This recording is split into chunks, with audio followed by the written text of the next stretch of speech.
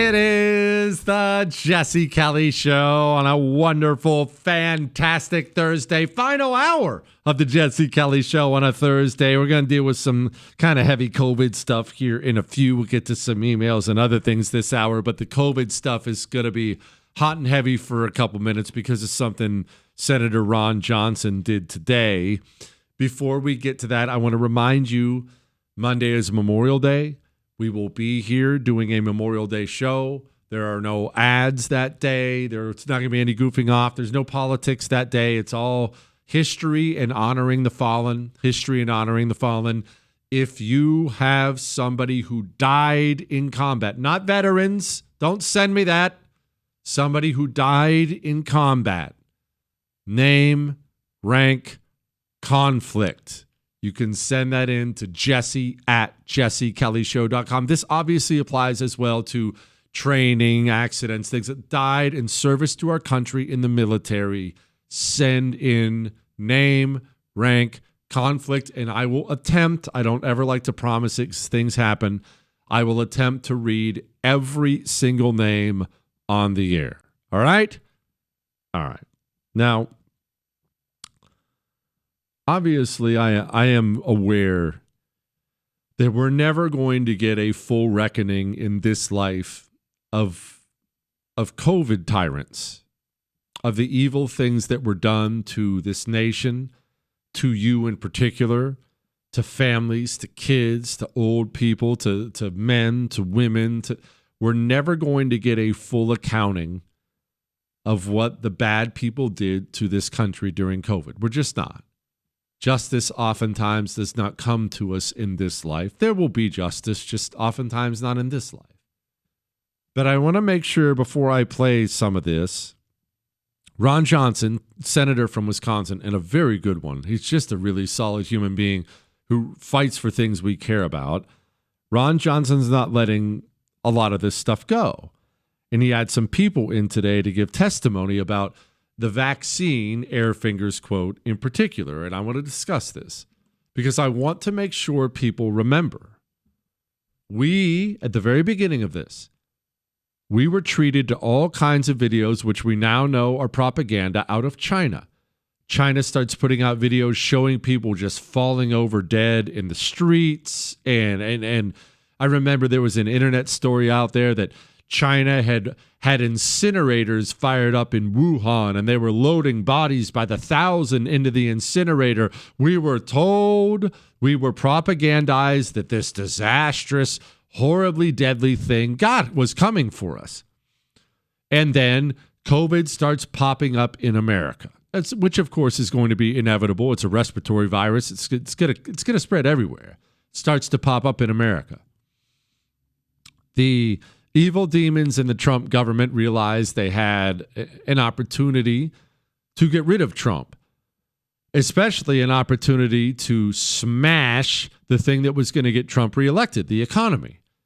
And look, he has to own some of it as well. It worked. They walked into his office and they told him, hey, if you don't do something right now, you're going to have 5 million dead Americans, 10 million dead Americans. They gave him all these ridiculous statistics if you don't do something right now. Trump agrees to go along with handing the country to Fauci, and they put out some ridiculous, I remember the day I ranted about this on the radio. I lost my freaking mind. 15 days to slow the spread. And the idea of it was they had taken a completely made up thing, social distancing. They picked a number, 6 feet. Again, they made all this up. And they issued a directive for 15 days, for 2 weeks. Nobody go to work. Nobody go to school. And, of course, I warned you that it wouldn't stop there. I warned you that you should never stop the economy for even a day. You don't ever point at your society and force it to stop. That's insane. I warned all these things. But these warnings were ignored. And 15 days, surprise, surprise, turned into 30, and depending on where you lived, it turned into forever. Kid can't go to school, wear a mask, restaurant shut down, family business shut down, stand on the steps in the store. You remember the insanity. And then after they beat us down and they made life just miserable, these filthy tyrants, miserable is what they made it. You can't see friends. You can't do this. And by the way, I violated all these things proudly. I brag about it to this day. My neighborhood, July that year, we were throwing big blowout parties. We weren't even allowed. Yeah, everybody come over. Don't you dare wear a mask either, loser. We're having fun. After they beat us down, then they offered us the carrot. They gave us that government stick over and over and over again. Go home. What are you doing? We'll report you. But then they gave us the stick, the little bit of hope. Hey, I know you're probably tired of that mask. I bet you're anxious to get back to work. Are you missing having a paycheck? I bet you want your kid to go back to school. I bet you'd like to see your dying mother in the hospital. Would you like to actually physically be with her? I have great news. We're going to allow you to do all that. But you're going to have to take this little vaccine first. Don't worry. It's safe. No, it's very, very safe. It's safe. We've tested it. Wink, wink. I promise. We've tested it. Just please take this. First dose isn't working. Okay. Hey, no big deal. We kind of thought that might be the case. Great news. 2 shots. That's all you need. Give it a 2-banger. You'll be virus free. We'll let you have your life back. I promise. 2 isn't working, huh? That's okay. You know what? Booster. We need you to get a 3rd. We'll call it a booster. You see the first 2 that failed? That's because they haven't had a boost. You just need a little boost. All right. Get 2 boosts. All right, you remember. But it's actually one of the great evils ever perpetrated on the American people. Because they didn't test the thing. They fast-tracked the approvals for all these things without testing it. They made all kinds of claims that simply weren't true. And while they were hiding its effectiveness, they were also hiding something else. Here's a headline. U.S. officials delayed warning the public about the heart inflammation risk from COVID. Today, if I went home and I turned on the baseball game, virtually every commercial would be a pharmaceutical ad, and virtually every one of those pharmaceutical ads that lasts for 30 seconds will have the last 10 seconds of it informing me that, yes, the pill may fix your heart problems, but you also may poop yourself to death or commit suicide because of the horrific side effects. They're happy to tell us the side effects of every single thing in the country, except you weren't allowed to say that about COVID. Which brings us to Senator Ron Johnson and what was said today in front of him. And do you have any science to back up your opinion? The best data are autopsies. So in the largest autopsy series published to date, I know because I'm the senior author, of all the deaths we examined, and we re-reviewed them. We had an adjudication committee. We had ways of arbitration deciding on did the vaccine cause death. The answer is, of these cases that came in for autopsy after vaccination, 73.9% of individuals, it was determined that the vaccine was the cause of death. First author is Holscher and colleagues. He's sitting right behind me. 73.9%. Headline, Biden administration allegedly covered up the COVID-19 vaccine side effects. When I call the government the largest criminal organization on the planet, the American government as it currently stands, that angers some people. Well, what would you call an organization that told you you'd be fired if you didn't take this medication, a medication they lied to you about, and a medication that, in fact, brought a significant risk of killing you anyway? What would you call an organization like that? I don't care if it's some Italian gangster from New Jersey or it's a United States government doctor. What would you say about an organization that forced you at gunpoint to take something that could kill you and lied to you about the fact it could kill you. I don't know how you would describe it. I would describe that as being criminal. We're moving off of it before I start to lose my temper. We'll do some emails.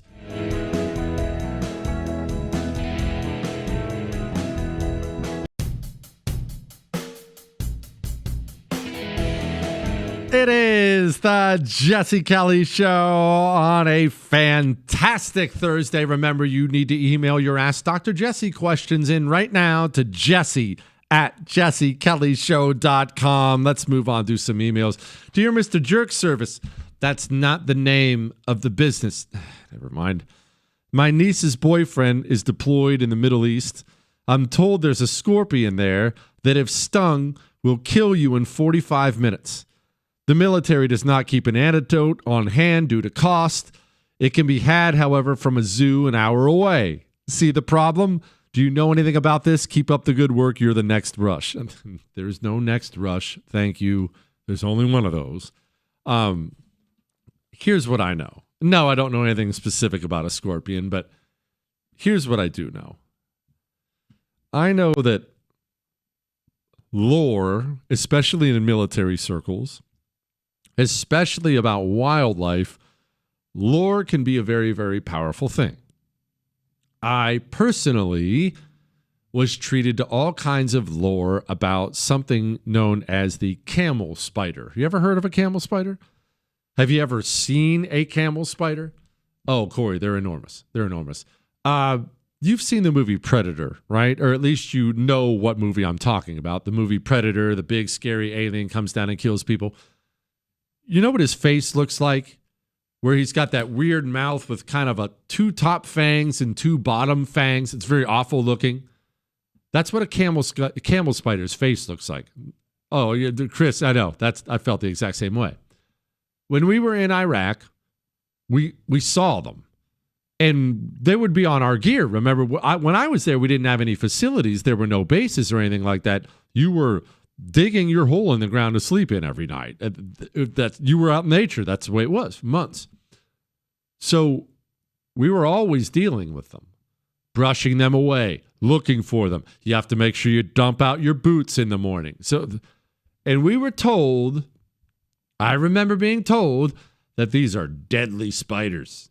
Deadly spiders. Be careful. Camel spiders, they'll kill you. They'll bite you and you won't feel it, and then you'll die 2 hours later. And then the most ridiculous things in the world. Yeah, they're not even harmful. They're humongous. They get humongous. They get really scary.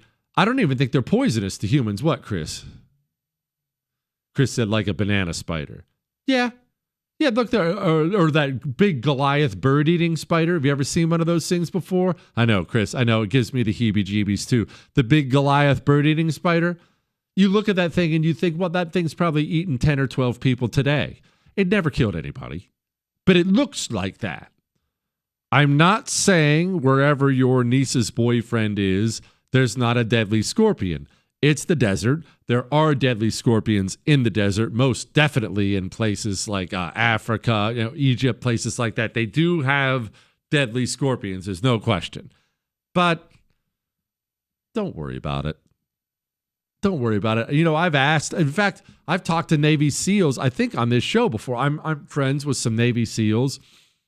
I've asked them about sharks because you can't even believe the amount of time these guys spend in the water. As much time as you think Navy SEALs must spend in the water, I'm telling you, it's more.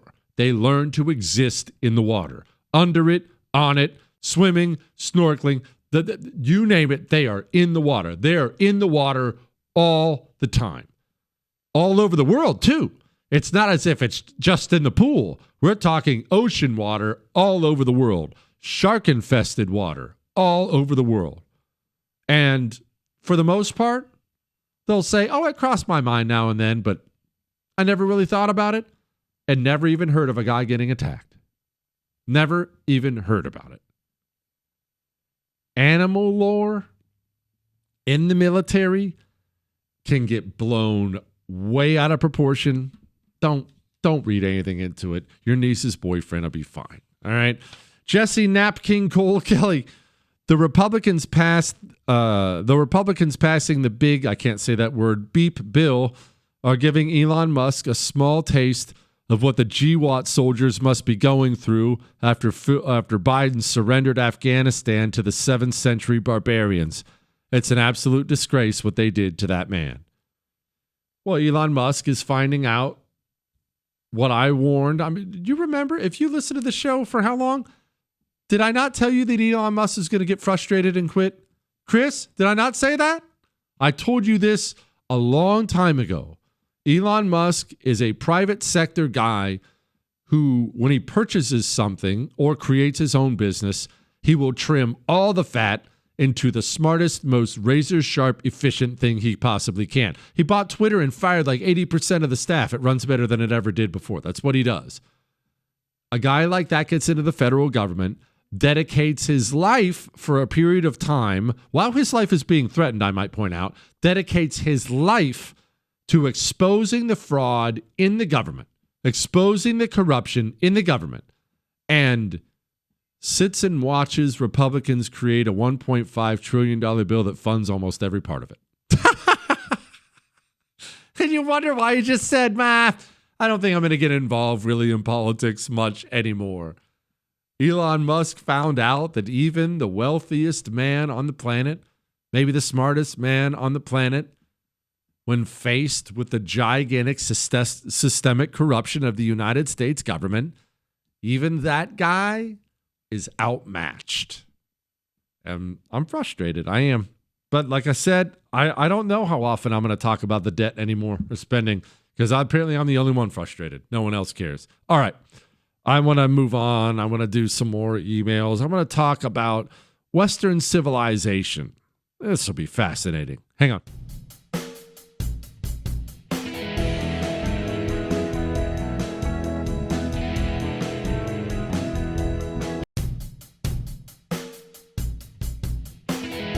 It is the Jesse Kelly Show on a fantastic Thursday. I can't get the smile off my face. You need to download the show. If you miss any part of it, iHeart, Spotify, iTunes. They caught up with Ilhan Omar and asked her about that shooting where some Palestinian commie nut job mowed down a couple Jewish people. Here you are. Congresswoman Omar, Anybody safe? can I get your reaction to the shooting that happened in D.C. last night? I'm going to go for now. I'm going to go for now, Mark. Couldn't even say condolences for the family. Look, we don't have to play the same game every time. It's not an accident why she doesn't want to talk about it, why the left doesn't want to talk about leftist violence. They like it. They like it. You can't condemn political violence really that often if you're a Democrat, because political violence is how you push your revolution forward. It's why, look, Antifa. Antifa is actually a great example of this. Now, who's pro-Antifa that you can name? I mean, I'm talking about vocally pro-Antifa. You can't name anybody. It's a group of masked lunatics who pop up in various cells in cities across the country. And sometimes it's a protest, sometimes it's a riot, sometimes it's murder. They've done all those things. That this is a violent communist terrorist group. Remember when Joe Biden was asked about Antifa at during the debate? Remember his answer? He said it's just an idea. Well, that's a weird answer, isn't it? What do you mean just an idea? Of course it's not just an idea. That doesn't make sense. Even the man who was about to be president couldn't condemn it. Why?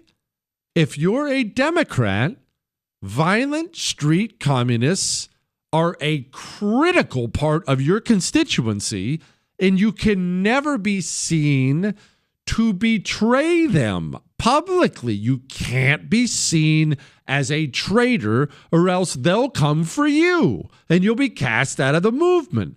Violence, street animals, that's how communists operate. Anyway, let's do some emails. Jesse, the United States, based on the precepts of Western civilization, has a long history of attempting to bring what other Americans thought or even think every man in the world yearns for: democracy through the removal of an oppressive dictator or group of dictators.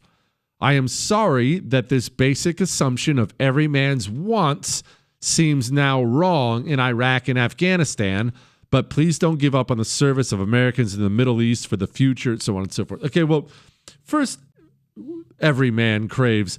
We should always be careful with that. I probably have used that term before. Everybody, everyone, every man, every woman. That's almost nothing is universal. You know what a lot of people crave? Something different. That's what a lot of people crave. And that applies to the governments that rule over them as well. You know, I've warned before, as an example, I've warned before that we are going to get a right-wing dictator in this country. How many times have I told you that? We are going to get a Franco type, a Pinochet type in the country. And why? Because the increased insanity, violence, destructive nature of the left needs to be stopped. The current GOP doesn't have the guts to stop it, doesn't have what it takes to stop it. And so what's going to happen is it's not that a dictator is going to just rise up and take power from nothing, even though you don't want it. What's going to happen, and in fact, you're already seeing glimpses of it from the right is going to demand one. When I say there's going to be a dictator, my emails melt with people say, you know what, Jesse? Good. I'm ready for one. Every day you wake up and there's a new judge that stops Trump from deporting a bunch of gang members. That leads people to the conclusion we need a dictator to come in and put these freaking judges in their place and arrest these guys and stop this. And we have to put a stop to that. The dictator rises because the people demand him. When Julius Caesar did what Julius Caesar did, when he finally crossed the Rubicon, remember, that's not just a saying. The Rubicon, for those who don't know, was a river. And when you crossed the Rubicon into Roman territory with an army, if you brought an army there, you're a general, you brought an army that was like the biggest law in the world you could violate. And once you had done that, once you violated that, you would have been put to death as soon as they arrested you for leading an army across the Rubicon. That's why that when you pass the point of no return, people today will say, well, we really crossed the Rubicon. That's what Julius Caesar did. But when Julius Caesar brought an army into Rome, when he crossed the Rubicon and Julius Caesar started to crack down on the people who had been doing all the corruption in the Senate and whatnot, he was acting like a dictator, and in fact, in virtually every way he was. And the entire history of Rome had been the rejection of dictators, the rejection of kings. They took pride in the fact they didn't have one. No. We're a free people. We're a civilized people. We're ruled by the Senate. The people have a voice. That was in the Roman DNA. When Julius Caesar finally took that place, the people cheered. Do you know who the people ran out of Rome? They ran out the Brutuses of the world, the people who conspired and killed Caesar. Remember, the rallying cry of Brutus and his people was death to tyrants. It was the Latin version of death to tyrants. Sic semper tyrannis, I believe it is. Death to tyrants. And they thought the people would be on their side. Look at us. We took out a tyrant, back to being a republic. Yeah, 2 minutes later, they were slipping out of town before the mob ripped them limb from limb. The people wanted a dictator, demanded a dictator, because their current form of government had become evil and criminal, and they wanted something different. Here in America, the reason we were founded on freedom from tyranny, freedom from tyrants, was because we were experiencing tyranny underneath the British crown. And it wasn't just the founding fathers, they get all the credit.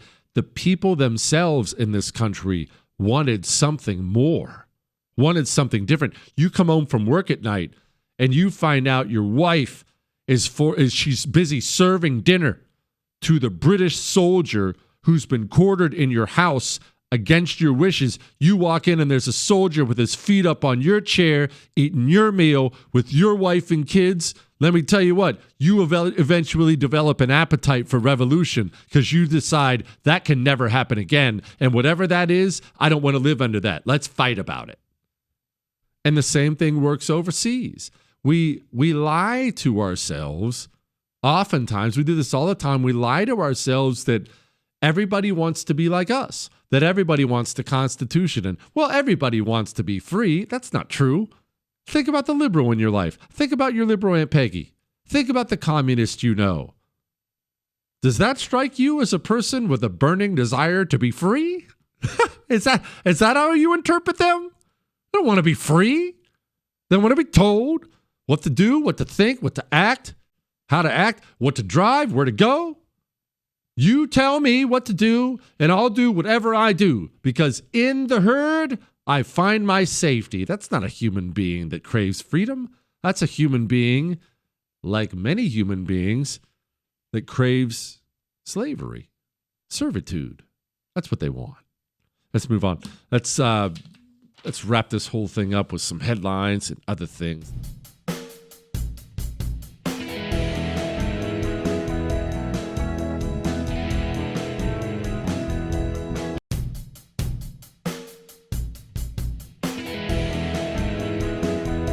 It is the Jesse Kelly Show, final segment of the Jesse Kelly Show on a wonderful Thursday. Remember, you can email the show, jesse@jessekellyshow.com. Your Ask Dr. Jesse questions for tomorrow.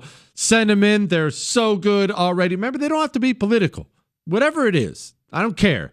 Jesse@jessekellyshow.com. One thing I want to make sure the Trump administration gets plenty of credit for is putting the message out there to invaders that this is no longer a place you can just dump on. Your sense of entitlement, you better leave it at the door. And I have a couple actually local news stories. And part of it makes me angry and part of it makes me happy. One of them, well, this is out of Florida. Listen to this. Sometimes I have the fear when I drive into my work. And I don't know, maybe the police can roll on me. If they can deport me. You can see the news. A lot of people to Venezuela are deporting without any felonies, any crime records.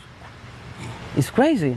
And that was how a lot of people are deported to Venezuela without any felonies, any crimes. You're here illegally. You should be deported to Venezuela. In fact, I think the Trump, you know what, Chris? Email that video clip to the Trump administration just in case they haven't seen it yet, so they have his name and his face so they can go find him and arrest him and deport him. You should. If you were in a country illegally, anywhere in the world, if I entered any place illegally, I would expect to be arrested and deported at some point in time. But for these people, that in fact, the left has done this, and low-T Republicans like James Lankford have done this. It's been decades in the making. The world has just kind of grown into this knowledge that in America, you can just violate our borders, violate our laws, as long as it's immigration laws, and you just kind of have a right to be here. And this mentality is just spread far and wide, that every single person is allowed to come here and take a steaming dump on the place. It's crazy. The dude actually said it's crazy. Sometimes I have the fear when I drive into my work. And I don't know, maybe the police can roll on me if they can deport me. You can see the news. A lot of people to Venezuela are deporting without any felonies, any crime records. It's crazy. and that You do have a crime record. You're in my country illegally. You're a criminal. I hope you're afraid. I hope every drive to work is miserable, and I hope you live in fear. I hope every drive home from work is miserable. I hope when you take your kids to school, you're afraid that you'll be arrested and deported with them. I hope that when you seek out medical care at a local hospital, which I'm sure you do in an ER, and I'm 100% sure you don't have any insurance because none of you do, I hope you're sitting there getting your cold medication on my dime, living in fear that the DHS is about to show up and deport you because you're in my country illegally. And if I came to your scumbag country illegally, I would hope you would find me and deport me. But I don't do that. You do that here. I don't do that there. I'm glad you're afraid. And these stories, they're everywhere. Family members stood by and watched as ICE agents arrested 17 people at Eagle Beverage and Accessories Products. Almost in tears at this point. This is really not what America is supposed to be like. Arresting and deporting illegals is not what America's supposed to be like?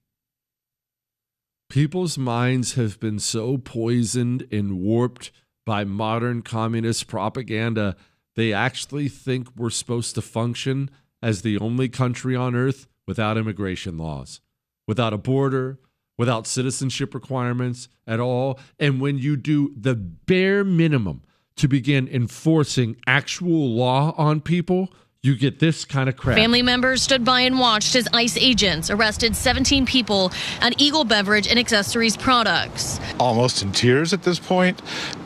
This is really not what America is supposed to be like. It's wrong. I don't understand. I was always taught in school that this country is an evil, horrible, racist place and that every barbarian on the planet should be able to show up here and take our jobs and rape our women. And now we're deporting these people. And I just don't understand. You pathetic loser. People make me so sick. And now, here's a headline. You know the thing.